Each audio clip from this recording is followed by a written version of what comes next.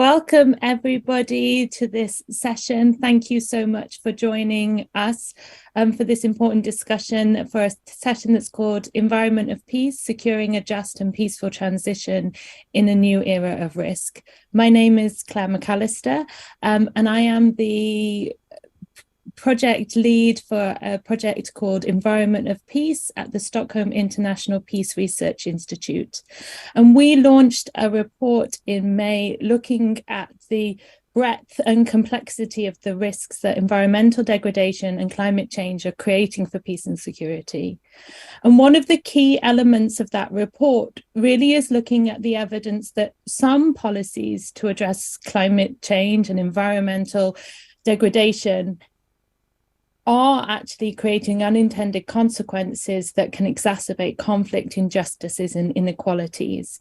And so the report really asks the question, how can we ensure that this transition to a zero carbon green economy kind of builds on the opportunities to build peace rather than kind of create these unintended consequences? And that's really, I think, the message within the report is about ensuring that we understand the risks and that we manage those risks and that we have a wider lens when assessing some of the benefits environmental action that's really ensuring that the societal effects of policies, especially in fragile regions, are understood and minimized.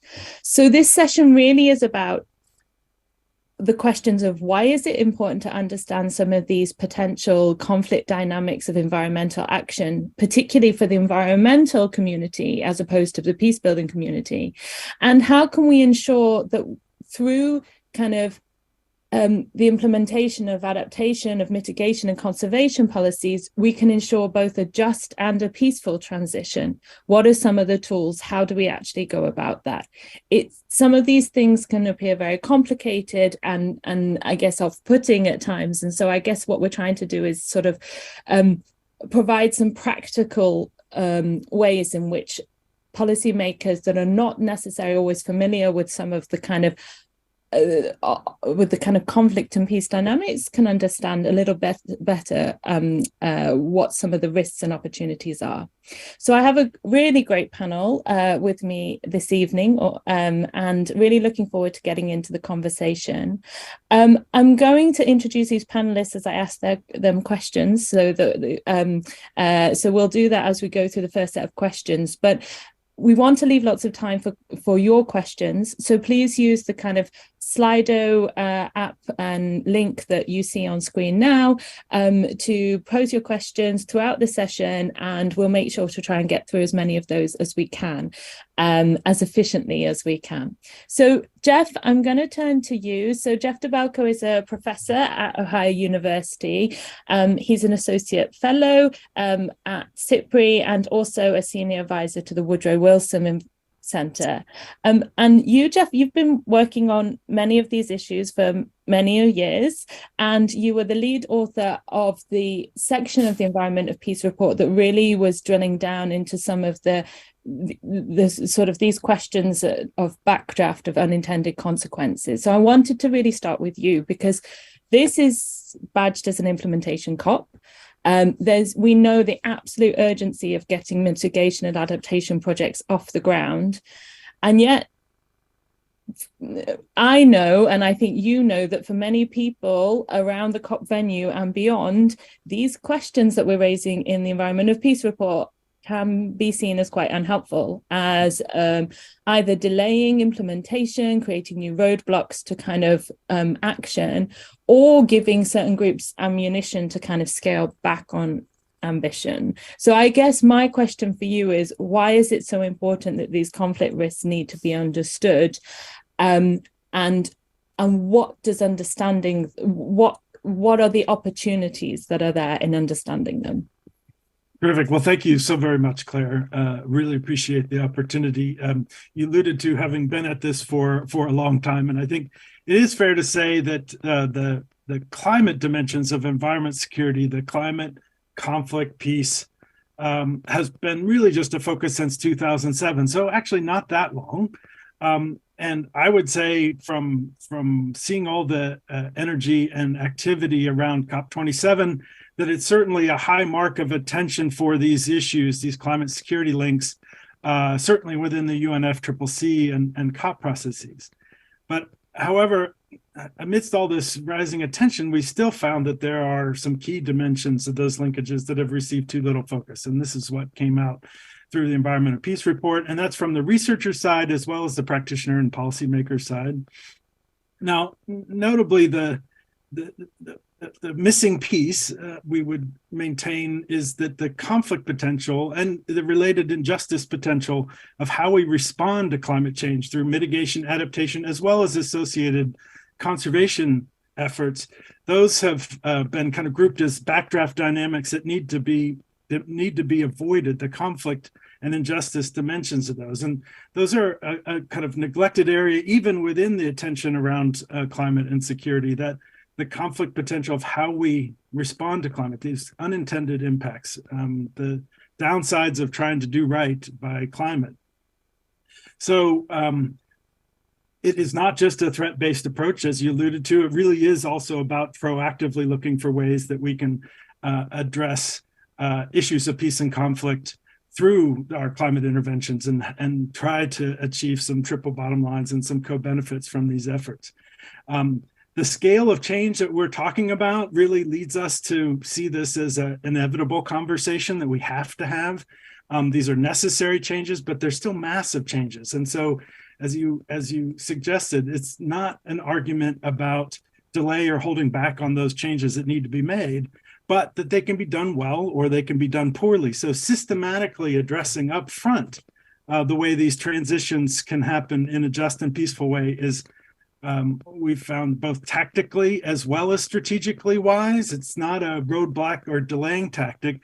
It's trying to, through these investigations up front and tackling these tough issues up front, that we're going to avoid the risk of making enemies of friends, avoid risking locking in inequalities rather than breaking them down, and in fact, avoid the risk of the very delays that these efforts are being accused of. So I'm excited to hear from the other panelists because they really are on the front lines in very different ways on these issues and are trying to make both the research and the policy efforts and the innovations that we need happen on the ground. Thank you, Jeff. I mean, maybe for those people watching that are not so familiar with some of the concepts of backdraft and unintended consequences, could you point to just maybe like one very clear example of where a well-intentioned policy has ended up both having negative kind of peace conflict consequences, but then ultimately having some of this that's ultimately undermined the very benefit or the success of the policy? What would you point to kind of bring it to life? Sure. Well, certainly one of the challenges is that we have to be serious about addressing climate change to be able to look at the kind of specific example. So from a researcher standpoint, it can often be frustrating because the cases to study and really understand it are still evolving. At the same time, we know, for example, in the area of renewable energy, solar and wind require lots of mined and mineral inputs. And there's a long history of how that extraction and processing of those minerals and metals are associated with conflict and have environmental challenges, social challenges, justice challenges, and in some cases, conflict challenges. And so the fact that the World Bank estimates are 3, 4, and even 5-fold increase in the inputs required to meet those ambitious and needed targets to transition away from fossil fuels, that still means that we're going to be dealing with dynamics that have had a conflict history and will if we don't take on those issues. I do think it's encouraging at COP27. We have these kinds of discussions, but I would suggest that they're really only at the beginning and need to be understood not just in that case that is established, but others that are over the horizon and future looking. And some of the folks here have done some of that work. And so I look forward to their conversation. Super. I'm going to turn to you now, Sophia, because Sophia is a Brazilian water resources engineer and a specialist in geoprocessing.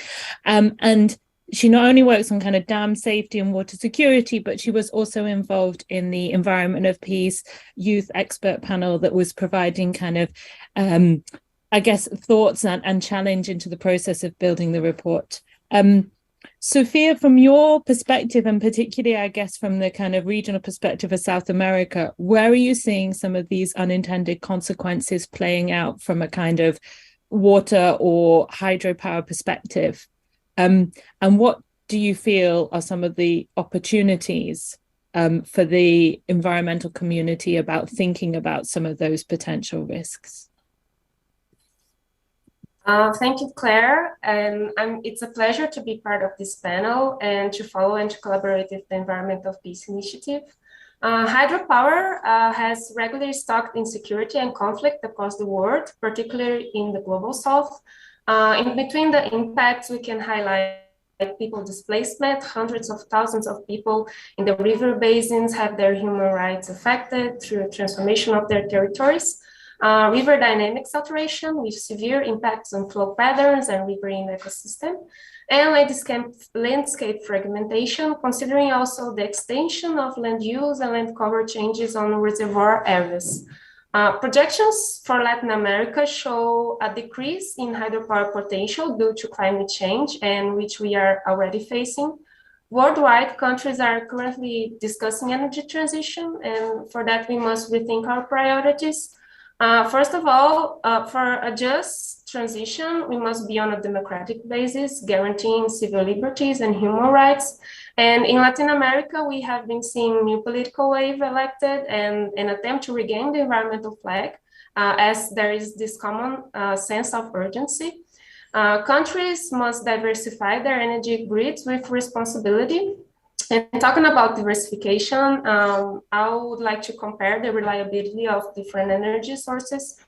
If in one hand we have fossil fuels with economically variability, not to mention the environmental impact, on the other hand, renewable resources are naturally variable, which at first hand seems like a limitation.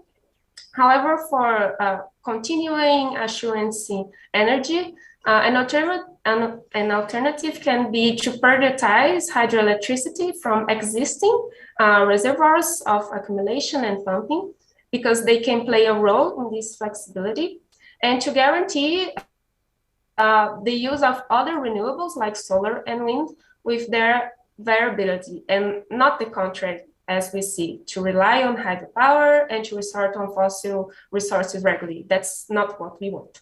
But for that, we must try to extend the lifetime of existing hydropower plants implemented in the past, account for populations under and not compensated at all on the implementation of these projects, considering social and economic spheres, to ensure the preservation around flooded areas, address potential increased emissions from these flooded water bodies, to encourage strategic involvement of private institutions alongside combating political lobby, and to value transboundary basin management to ensure benefits are shared and downstream impacts are accounted for. And including some general points, in South America, countries should vote with responsibility for representatives in every administrative level, to prioritize a state, not government policies, especially in a politically vulnerable region, to reach for regional cooperation. There are many successful cases that can be scaled, to rely on global market incentive because it plays an important role when we consider investments, and also Latin America countries are in general highly dependent on the export of raw materials, which are still on demand, and to continually include people in the process. Everyone is or will be affected directly or indirectly. And I would love to hear more experience from other panelists, but I close my first remark here. Thanks, Sophia. Maybe just a quick follow-up, because you said, there are lots of successful examples to build upon. There are evidence of where this works. So kind of maybe if you can just give one example of where a project that you think has tried to address some of these social elements within kind of upfront, and why is it sort of, what are the elements of success that you can see? Yeah, on hydropower specifically, the contest is very hard to find a good example from the beginning to the end. But today we have been seeing the inclusion of different communities in the decision making and trying to make the impact less harmful. But successful examples that I was trying to bring, like the context of the region, we are on the upfront of renewables in the world. We have like a big part of our grid coming from hydroelectricity, and we have resources for that. But also when we see like Chile is investing so much in solar power, and we have projects in the northeast region of Brazil that are trying to invest in wind power.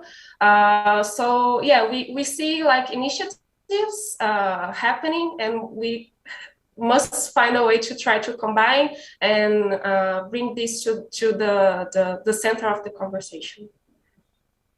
Great, thank you. And I think what I'm hearing there is kind of success in kind of both the kind of diversification and understanding some of the kind of less harmful energy sources to rely on, but also about some projects learning as they're going that actually what they're doing has been harmful. And so then they need sort of having the confidence to adapt and amend and change course when you've understood that those the negative unintended consequences are happening. So sort of, and that's, I think, goes back to one of the key principles in our report, which is very much about like, we need to be able to kind of adapt and adjust and kind of learn as we go and do as we learn, but make sure that that's done with the flexibility to shift path when it's not working.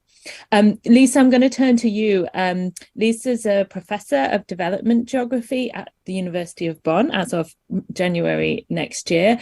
And your work is really focused on adaptation to climate change in developing countries, and you're a coordinating lead author of Chapter 18 of Working Group 2, Contribution to the 6th Assessment Report of the IPCC.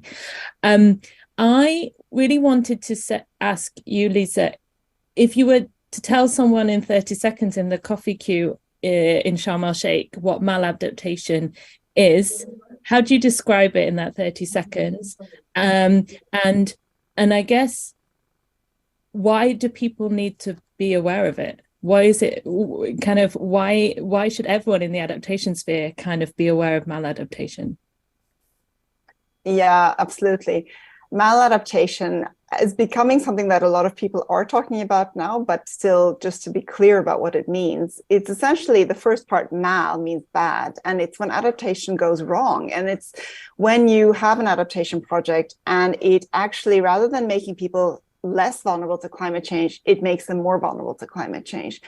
And the reason we need to know about this is because, unfortunately, we have a huge amount of evidence of this happening in many adaptation projects around the world. So it's something we really want to avoid, and therefore we should understand it.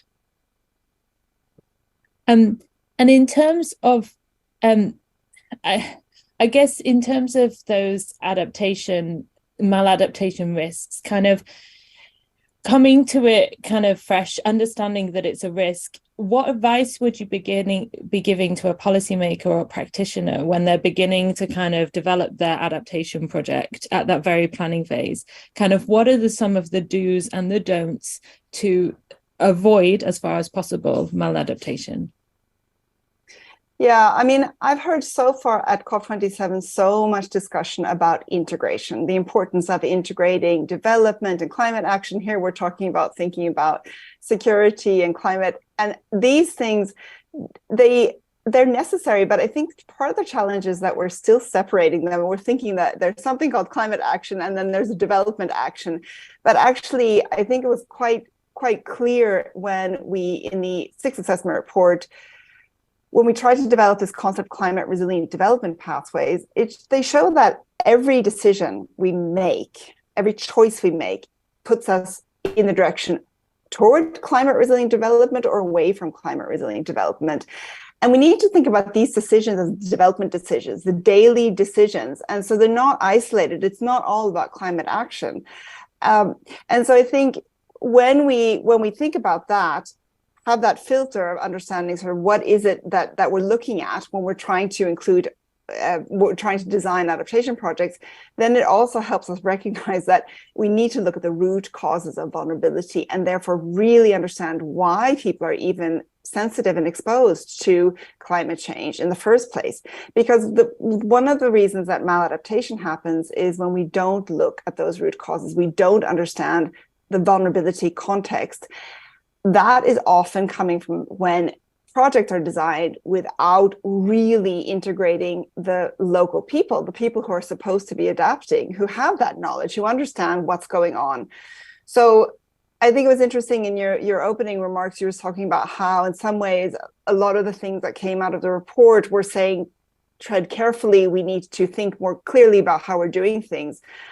Because that's essentially one of the messages that comes out of the IPCC Working Group 2 report too, is that adaptation is that we're seeing now a lot of adaptation isn't actually reducing risk or vulnerability, and therefore we need to be much more careful when we plan it. But at the same time, the window of opportunity to act is closing rapidly. And so we're stuck in this difficult situation where we actually have to act really quickly, but we also need to act really carefully. And therefore, I think it's this, your report and talking about these interlinkages between all these different issues, which are different, actually, I should say that they're all related, is really critical so that people get an understanding of what all of the different dimensions that they need to understand when they plan adaptation. Thank you. And I think that's so much, there's so many connections in kind of some of the basic messages, I think, in your chapter of the IPCC and in Environment of Peace, because we also point very clearly to kind of, often this goes wrong because people that are most affected aren't involved, aren't kind of either in the project design, in a kind of understanding kind of their perspectives on what the needs are, and then how you actually address those needs properly. And one thing that I was hearing last week in Egypt was kind of, there is now a push for much more kind of locally led designed projects to, I think, try and address some of these questions. And it felt like there was, I guess, much more of a conversation about how actually if you put the problem and the people at the center and then you design your projects around it, you have more effective projects. But I'm not sure how much that is happening. Maybe I can just say that, like, that it sounds like it speaks the right words, but I'm not sure. Like when we looked at least at the evidence of what has been happening, that has been the perspective. So I guess maybe my question is, do you think that's changing and rapidly enough, or it just feels like there's a bit of a mismatch between top-down level policy and bottom-up level project, and those two are not quite meeting in the right place at the moment, or they're not connecting? Yeah, I mean, I do think so. I mean, we've had community-based adaptation for quite a long time. This concept is really important because it shows that actually the action should happen on a local level. But I think one of the challenges with that concept was that it didn't provide that the connection between where the funding is often coming from. And so the locally led adaptation concept offers a better sense that the adaptation should be driven from the bottom up. But I think one of the challenges is, as you just said, we're hearing lots of calls for more adaptation funding, but so much of that funding isn't actually helping people adapt and helping people reduce their vulnerability. So it still means that there are power inequalities between the sort of the locally led process and funders. And I think that although so many of the donors and the implementers have signed on to the locally led adaptation principles, I do think that there still needs to be, because some of it won't change unless the structures, the way that the institutions are set up, particularly by the donors, unless those things are changed, then it's unlikely that the funding is actually going to still be led from, that's given and driven from the bottom up. So yeah, I think there's still some hurdles, but luckily this concept is kind of spreading like wildfire, if I'm allowed a horrendous climate connection word.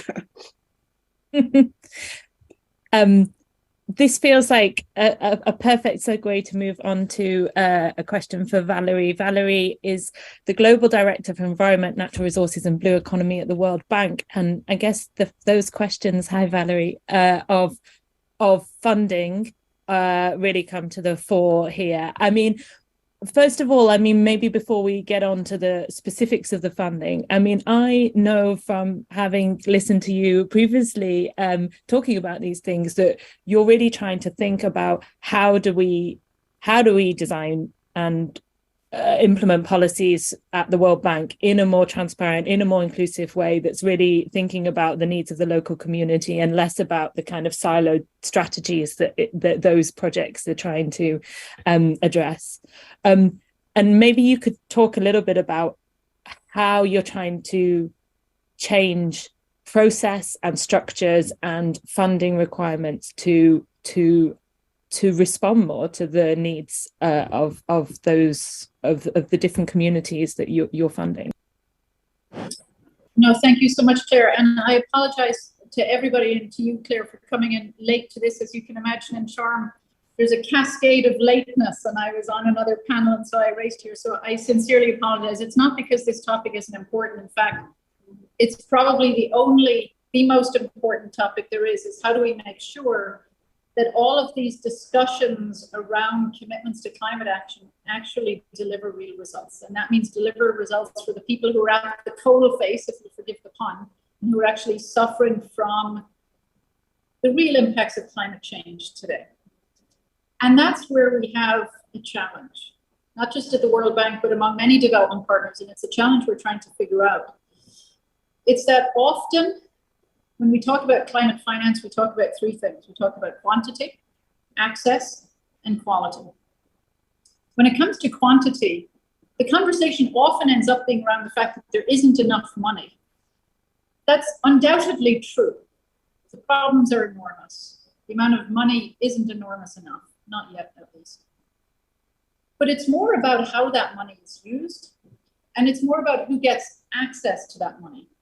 So when it comes to most Indigenous peoples, local communities, the amounts of money for locally led climate action are there. There are amounts that are achievable, there are amounts that are affordable. Often locally led climate action is the most cost-effective kind of action. So there's really good value for money. The challenge is around access. And it's not just around, sometimes the conversation around access in places like the COP talk about direct access and Indigenous peoples, local communities, local institutions wanting access to the climate vertical funds, for example, to the GEF, to the GCF. And it's true, and that's important. But often it's a problem of absorptive capacity. It's not that the will and even the policies aren't there to allow Indigenous peoples and local communities to access these funds and to access more climate finance. It's around the fact that often Indigenous peoples, local communities lack two things that are critical for them to be able to access this finance. One is enough formalization so that they can absorb capital, so that they can take in money and do the kind of financial record keeping that's necessary, would be able to do the kind of procurement that's necessary. Because locally led climate action doesn't mean there isn't going to be a need to bring in outside expertise, to bring in outside engineering expertise, for example. So do the Indigenous peoples, local communities, local institutions have enough of that formalization so that they can accept capital? And then do they have enough managerial experience? And in that sense, it's often Indigenous peoples, local communities, local institutions have the best ideas. They know what's needed. They know the problem better than everybody else because they live the problem every day. They know what kind of solutions can be sustainable. But are they practiced at being able to put those solutions into practice and actually deliver the results? Are they able, because so many Indigenous peoples, local communities and local institutions are part-time climate warriors. They have to go out and make a living every day. They have to take care of families. They have to go do so many more things. So do these institutions have enough of an ability to day-to-day do the things that are necessary when you get the money to make the money work? And that becomes a challenge that we spend a lot of time talking about amongst development partners. So there's different programs. For example, the GEF, the Global Environment Facility, and the World Bank, several bilaterals, have funded something called the Critical Ecosystem Partnership Fund that is hosted in Conservation International. And this is a fund that puts big money, big donor development money, hundreds of millions of dollars, into Conservation International that comes out in much smaller amounts and is only available to NGOs, to Indigenous peoples, local community organizations, and to local institutions. And it's money that comes with it's not just a check, it's money that comes with technical assistance and institution building. It's the same with the development grant mechanism, the DGM, which is one of the programs of the climate investment funds that are hosted at the World Bank.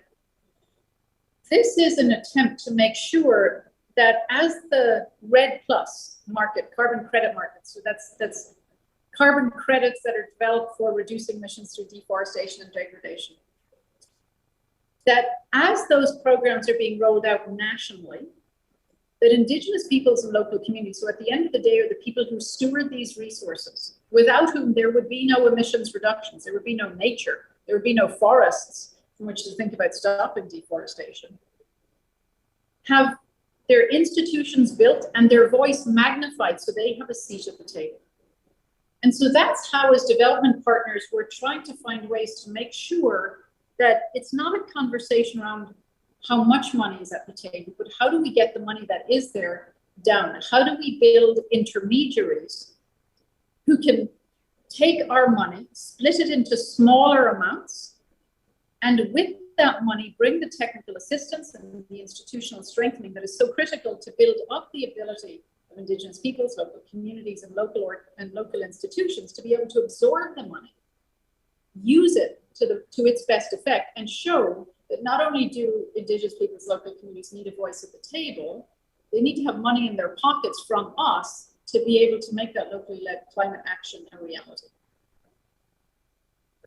Thank you, Valerie. That was really good to get into kind of the details of like these funds and how they're trying to work. I mean, maybe I can ask, I'm not across all these different funds, but how much do you feel that they are changing the picture and changing the outcomes? Because I guess, I guess it's this challenge of kind of how do we shift the dial, and do you think they're shifting it far enough? So I think one of the challenges with these funds is they're absolutely important, but they remain financed through project finance. And one of the things we talk about in climate change, and it's true across the triple environmental crisis, it's especially important in fragile and conflict-assisted areas, is that we have to move away from the boom and bust of project finance. It's not enough to have a DGM that's around for 3 or 4 years and then disappears, or the CEPF that will invest in an emerging economy for 5 or 6 years and then go away. We have to stop talking about financing green projects and start talking about financing green economies. And that means what we have to spend more time doing is making sure that in the policy discussions at national or federal government level, we're bringing Indigenous peoples and local communities to the table, that we're making sure that stakeholder engagement is meaningful and it's something that actually becomes sustained, that there are formal platforms and processes set up so that Indigenous peoples and local communities can sit at the table, not just during a project, not just when they have access to a grant through the DGM or through the CPF or through many of the mechanisms that try and provide direct access, but every day and all day, that they have an ability to be part of this, and their role and their right to be part of these processes is encoded in law. Countries like Peru have put this together. They've put together these sorts of climate change committees that by law must include Indigenous peoples and local community at the table. And that's how we begin to shift the conversation away from providing some project finance for a small, discrete period of time that may do good things, but those good things so quickly erode when the project goes away, to making sure that these good things are sustained, that locally led climate action isn't just the output of a project, but that it's a sustained, engaged process that lasts as long as, unfortunately, this climate crisis is with us.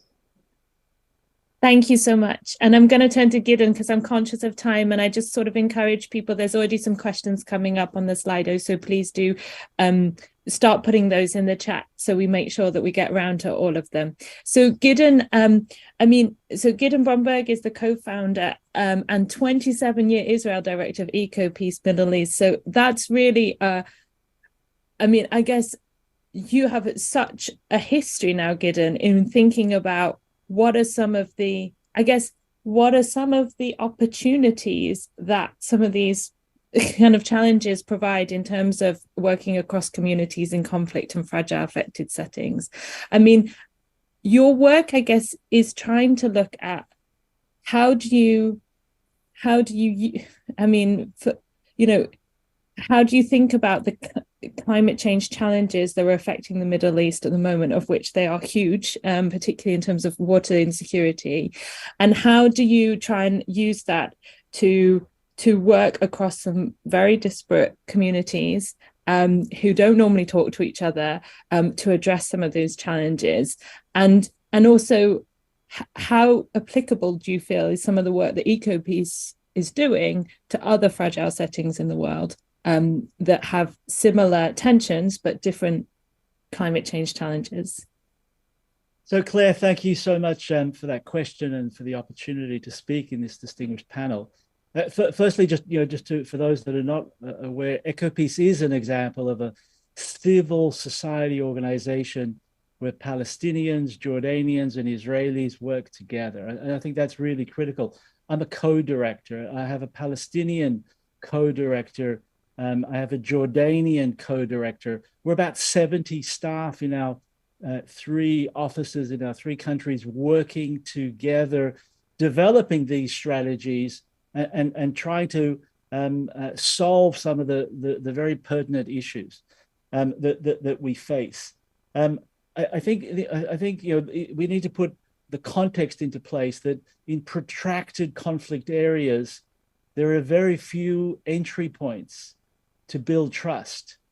Our peoples, our governments don't agree on anything, and therefore, because it's a protracted conflict, there is no faith on any side now, and people have lost faith that there'll ever be peace.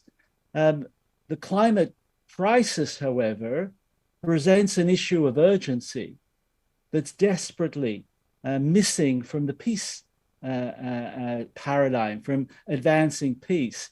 And if there's something that all sides can agree on, is that the climate crisis is real, that it's happening right now. And in the Middle East, as you commented, we're not talking about the theory of future impacts.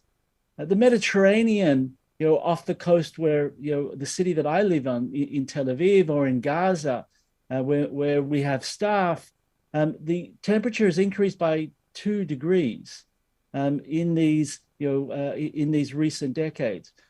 While the rest of the world is worried about a 1.5 degree increase in temperatures,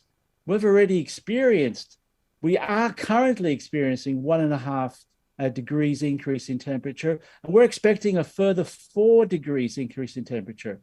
We're one of the most water scarce parts of the world, where the climate crisis is already reducing water scarcity to the extent that we've had 15 years of drought in our region in the last 20 years.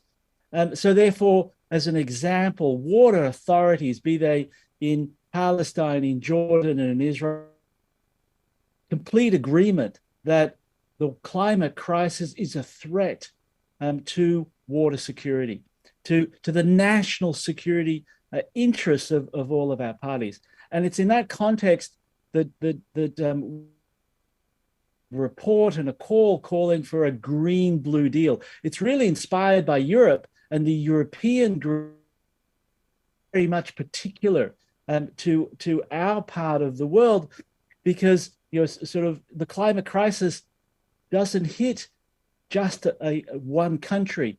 It hits a region in a particular way. And if we're to survive the climate crisis, what our report highlights, what scientific reports of the IPCC highlight, is that we have to respond not just in a national way, but in a regional way. And we've already seen one of the pillars of our Green Blue Deal report advancing. And a year ago, we saw a letter of intent being signed by Jordan and Israel to create a water energy nexus. At this COP, we saw a memorandum of cooperation, again, signed by these countries, highlight cooperation. We can advance desperately needed water security and adaptation, climate adaptation in that manner, but also climate mitigation. And really the example that's moving forward is how Jordan, with its vast desert areas, can produce large-scale renewables at prices and at scale that Israel and Palestine could only dream of, and help meet the challenges of the climate commitments in Israel and Palestine, but also then use the renewable energy to power desalination plants on the Mediterranean, currently in Israel, but also planned for Gaza, to meet the increasing water security needs of our countries, but also then to sell additional water to neighboring Jordan through that process. And the real sort of political change that we see is healthy interdependencies being created. Really very similar to the fact that our environment is shared. We're recreating those types of dependencies, but in a healthy way, where each side has something to contribute, where each side has something to sell and each side has something to buy. Thank you so much, Gideon. So I'm going to move to the questions to make sure I have the time to give justice to them. So we have two that I want to start off with. One is to you, Lisa, although others feel free to chip in. Do you have an example of an adaptation project that really shows an integration of climate risks with development and peace building? The question that we get asked more than anything on the Environment of Peace project when we present is what works and what can we look to? So I think it's one of those kind of key questions. The other one that comes to you, Valerie, is do institutions, I mean, and others can chip in, but do institutions like the World Bank and in turn their funders and other development agencies need to drop some of their stringent auditing requirements and I guess general kind of accountability requirements to enable quicker transfer of finance? And maybe I can add in there, like, a question that we've also been looking at is kind of what is the right balance between flexibility and kind of I guess accountability to those people that I guess the taxpayers that are ultimately funding some of those projects. So particularly, I guess that's a national question as much as for the World Bank, but I think that is something that national donors take very different views on and are maybe the success of the projects they sponsor affected by it. So maybe I can go to you, Lisa, to you, Valerie, and then I will see who else wants to chip in, and then keep sending your questions through so we can get through some more. Thanks for the question. I do think maybe that Gideon also just started to answer this to some extent around sort of centering strategies around water, which obviously is both in some ways one of the key resources that people are either too much or too little water, but obviously in this case you're referring to too little water. But I think that this is very much something that adaptation strategies are focused on, and also of course this is the root, or at least a multiplier of conflict in places. But I hate to say that unfortunately what we understand as successful adaptation is a little bit uncertain. I think we're not really comfortable to say that something is a successful adaptation strategy yet, because we only have really 15 years of experience implementing planned adaptation. So obviously there is sort of, we could say, unfunded or spontaneous adaptation strategies that have been happening for a long time. But there's also, so then that's one of the reasons why we worry so much about maladaptation is we get a sense, we understand quite well what happens when it doesn't go right, but we don't quite have a lot of evidence of what we absolutely have to do to get it right. And so connected to that, unfortunately, there also isn't that much literature or scientific studies that specifically look at adaptation and conflict. It's still kind of an emerging field. And so I think, the evidence, for instance, I know there are papers that were recently for the IPCC report, a number of people, I believe there are over 100 people who have contributed to something called the Global Adaptation Mapping Initiative. And there is some work drawing on that GAMI database, looking at conflict. But even in this case, what they see is that there are very few papers that address adaptation to climate change, or sorry, I should say studies, because the papers are the product, but the studies and the research done looking at what is actually, which projects link adaptation and conflict. So it's still, unfortunately, it's an emerging field, and so I'm not able to offer any specific example. I think Jeff would recognize many of the challenges that you are seeing there. And it was one of the biggest challenges that we had in writing the report, was really trying to drill down. And I think, Jeff, I don't know if you want to come in here, but I think there's both a lack of projects, a lack of studies, but also maybe there's also something around monitoring and evaluation, whereby things haven't been designed to actually look at these things multiply. So there's a lot of there can be I guess people can see these benefits within potentially kind of see some of these benefits in hindsight, but there's not so much of the actual kind of evidence based to trying to point to them. But Jeff, do you want to come in about kind of identifying projects and what more needs to be done in terms of kind of for that evidence base to provide kind of support to policymakers or practitioners trying to do some of this stuff? Yeah, no, I absolutely identify with Lisa's assessment of what's there and what's not there. And I think her initial intervention, when she talked about the importance of integration and bringing these different, the climate as well as the conservation, which is one bridge that we have to continually work on building, to the development, and then ultimately the peace building and the humanitarian. Those are very different worlds. We work in silos, even if they seem connected. And the kind of practicalities of integrating up front the considerations, and then also, as you alluded to, in monitoring and evaluation, looking at the back end, means that unless we get much better at doing that integration from the outset, understanding that those links, while not specified based on reams of data and tall stack of studies, that there's plenty of reason for us to do it and to study it, and so that we have better answers when, as you say, every practitioner says, okay, so I buy the argument that they're linked, tell me what works, right? And so part of it is, well, design some projects and implement some projects where these things are integrated from the outset, and then study how they work. And Gideon gives us, and his organization give us some literally decades to look at, but unfortunately that's the exception rather than the rule, right? So a trendsetter and out front in the pack, but we need more that are kind of explicitly putting these issues together.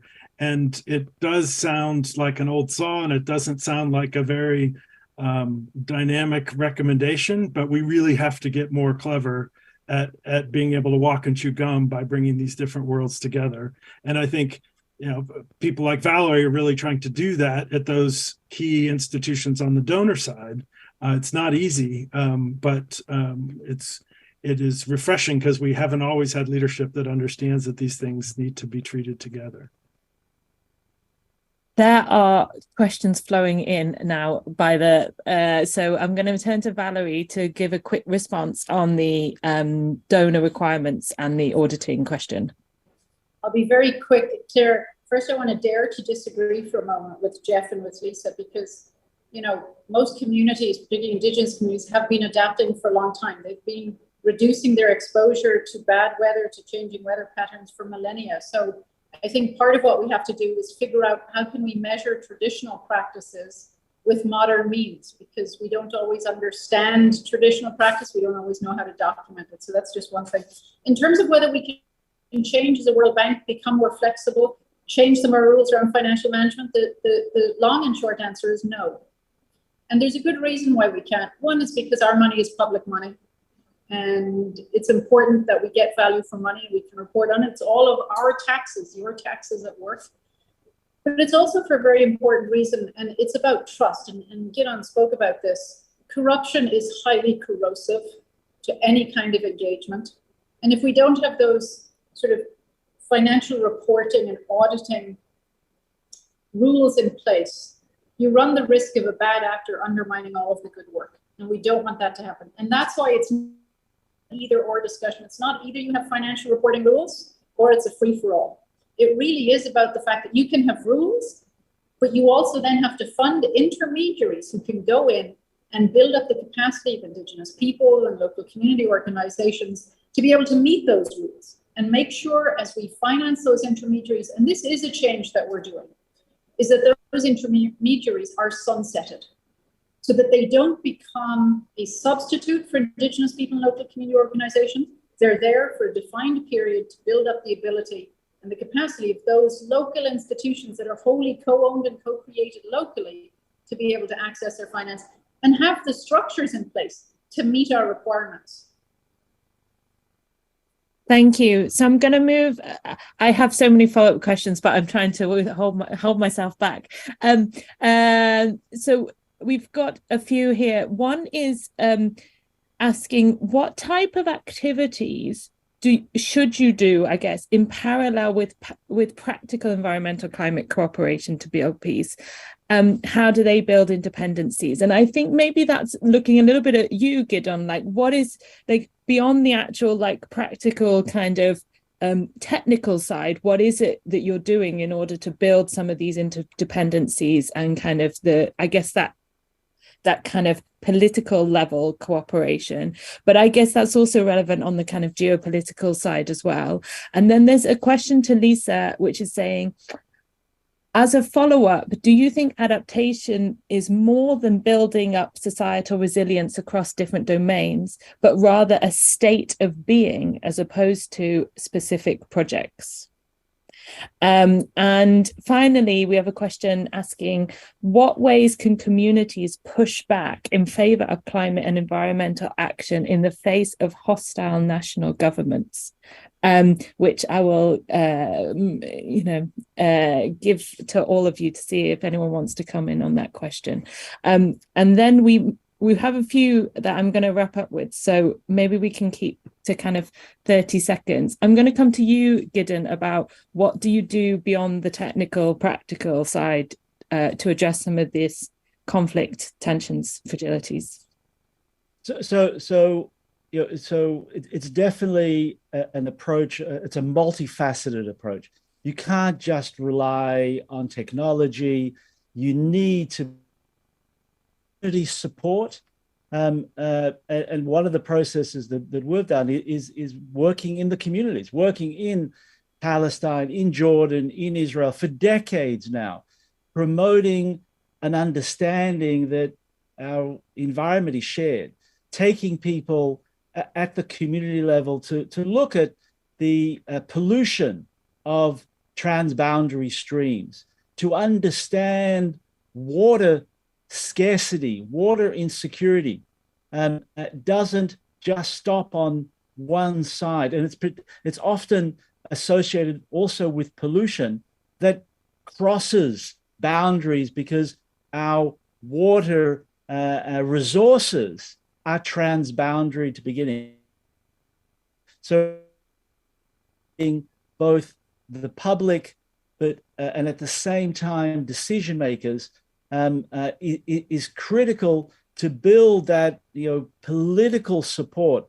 One of the key practices or the key methods that we've really identified is working with mayors, and because mayors are at the front line when we're working at the municipal level and highlight, for instance, when hundreds of millions of liters are flowing out of Gaza every day, risking the life and livelihood of millions of Palestinians in Gaza.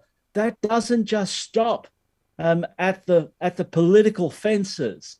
It's carried with the transboundary water, and what at EcoPeace we're able to highlight, it's also carried by the currents, because when sewage flows out to the Mediterranean, it doesn't just stay in one place, it's carried with the currents. And by highlighting that the transboundary impacts, and we're actually able to disclose that one of Israel's key desalination facilities, 7 kilometers north of Gaza, was being intermittently shut down because no one wants to treat sewage as or to have sewage as the input for desalination. Well, that was critical mindset of decision communities on the ground, that the politicians claim to disengage, that we don't need to be alert of what's happening on the other side.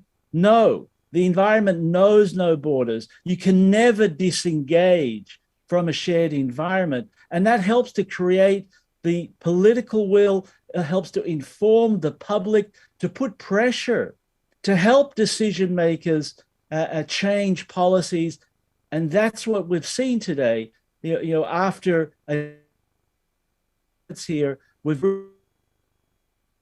a major improvement in sanitation solutions for Gazans and Israelis because of highlighting that the natural interdependency must be reflected in a political understanding of those interdependencies as well. I think you covered off some of those questions, the question as well about what can communities do to build. So thank you, Gideon. Lisa, maybe I can jump to you on there. Is adaptation a state of being rather than a process or a project? Yeah, in fact, I think the question said project. Yeah, I mean, I would say adaptation is absolutely a process. And we try to emphasize this all the time. It's this process of all of these decisions and the choices and the way in which it sort of, we plan this and so on. But absolutely also in 2002, John Susan and Ian Burton wrote a report that said that adaptation it's a window of opportunity to rethink development. And that idea is 20 years old. And for some reason, we've ended up projectizing adaptation rather than using it as this opportunity, this springboard for rethinking development. Since, like I said, there's really not a huge difference between adaptation and development in many places. So I would say that's what it is. It's a mindset, and it's, of course, a process, and it takes a huge amount of resources as well, so that we can rethink development. And maybe I can end on the final question, which is, I have had conversations about our report saying integration. We need to integrate these questions, and saying that just ends up with the lowest common denominator. It just ends up with the worst possible policies that everybody has to negotiate. So maybe if either Valerie or Sophia or Jeff want to come in and say, how do you make sure integration doesn't mean a race to the lowest common denominator across the different interests that are going to be integrated? I think it's about integrating the problem definition and understanding the lived lives of those people we're trying to help, and how in real life, the state of their local environment, the impacts from climate change, the available resources matter. You have to integrate development, climate, and nature issues and questions. But that's when defining the problem and defining a process forward. You can then create solutions that are modular. You don't have to move every single piece forward together. Ideally, we could, but that's not how the world works. We know that. And so we can integrate when we talk about the solution, when we talk about the problem, and then we can have parallel approaches to solving the different parts of those problems, staying in touch and underlined by having a sustained, meaningful engagement across all of the various issues and being transparent with who's doing what where and being accountable. Because at the end of the day, that's what communities want. They want promises made, kept. Thank you, Valerie. We're over time and I would have liked to go on for longer, but thank you so much to the panel. I think we could have a further kind of another hour of discussion to get into this, but I hope this has been a helpful session for those that have joined from wherever they are in the world. So thank you very much.